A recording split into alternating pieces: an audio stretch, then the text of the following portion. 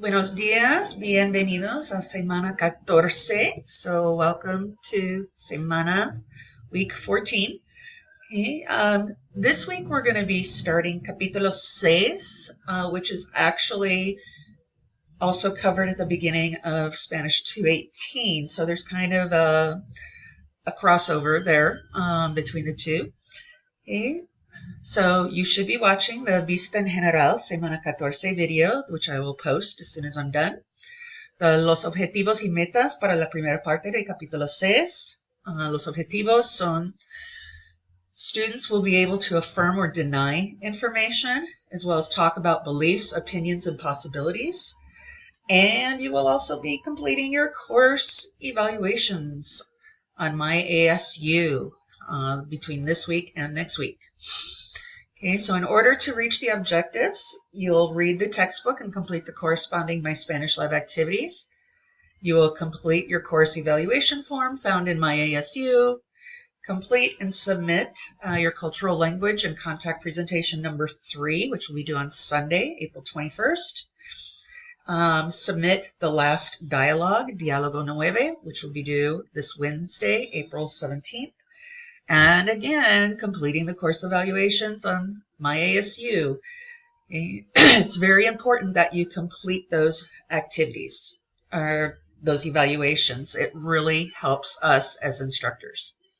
Okay.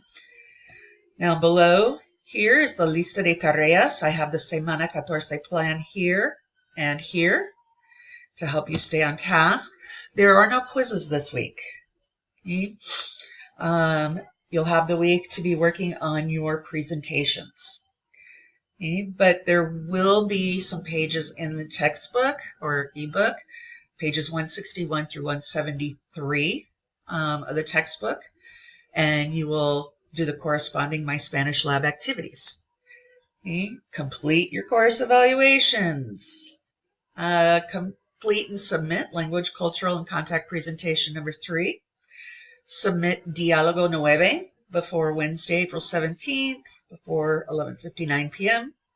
And again, course evaluations. I cannot stress that enough.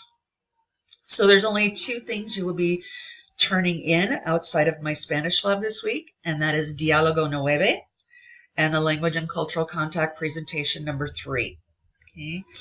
So when you click on the Diálogo 9 tab, okay, you'll see again the situación, un diálogo entre un enfermero o una enfermera y una joven paciente colombiana con dolor de espalda. Okay, so one person will be the nurse working with a young Colombian man or woman experiencing back pain. So as always, you'll run through this twice, each time with you and your partner taking on a different role. Make sure to include the following elements in your dialogue. As always, the appropriate greetings and introductions, asking your patient for his or her name and how to spell his or her last name. Find out how he or she is feeling today and what hurts. Now, you actually have some specific answers you need to give in this dialogue. So the answer is the back. Find out how long has his or her back been hurting. This is a structure we learned back in Capítulo 5. Okay, find out if anything else hurts. And the answer is going to be their feet when they have to be on their feet all day. Find out what is bothering him or her. And it happens to be a swelling in his or her ankles. And what is worrying him or her. And it happens to be their children. Okay. Then you'll tell your patient it seems to you that he or she needs to speak with a doctor, and the patient will respond with, yep, seems to him or her, or seems to me to be a good idea. So this is using a lot of the structures we went over actually in Capítulo 5. Okay, we have a lot of these verbs that are like gustar, so you want to make sure that you include those. Have your appropriate thank yous and closings and farewells. Okay. When you click on the language, cultural, and contact presentation, you have your link. Okay.